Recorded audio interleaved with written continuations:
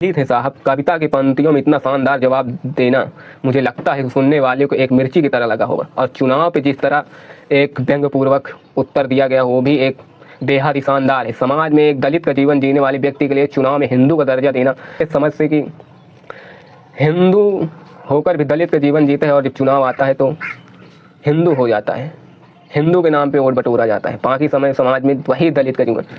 नमस्कार दोस्तों, मैं हूं आज़ाद और आप सुन रहे हैं इस समय आज़ाद जुबान को।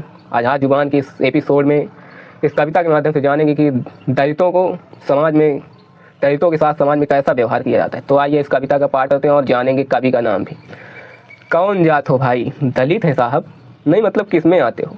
आपकी गाली में आते हैं और आपकी गाली में आते हैं, गंदी नाली में आते हैं और अलग की हुई थाली में आते हैं साहब। मुझे लगा हिंदू में आते हो। आते हैं ना साहब, पर आपके चुनाव में क्या खाते हो भाई? अगली लाइन सुनिएगा कि क्या खाते हो भाई जो एक दलित खाता है साहब। नहीं मतलब क्या क्या खाते हो? आपसे मार खाता हूँ, कर्जे का भार खाता हूँ और तंगी में नून तो कभी अचार खाता हूँ। नहीं मुझे लगा कि मुर्गा खाते हो। खाता हूँ ना साहब, पर आपके चुनाव में।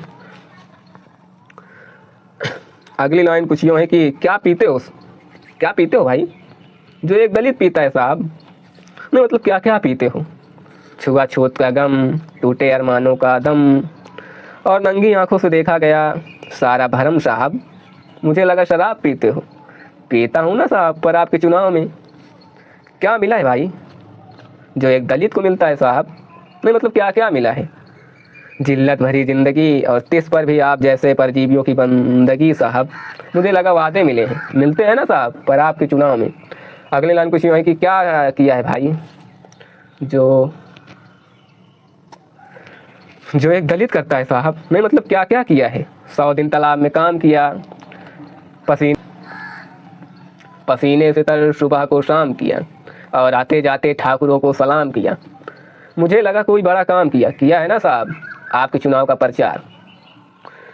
कवि हैं बच्चा लाल उर्मेव जी और कविता इतनी सरल और सहज जो एक दलित के वास्तविक जीवन का पूरा ब्यौरा बता दिए, समाज में किस प्रकार से उसके साथ व्यवहार किया जा रहा है।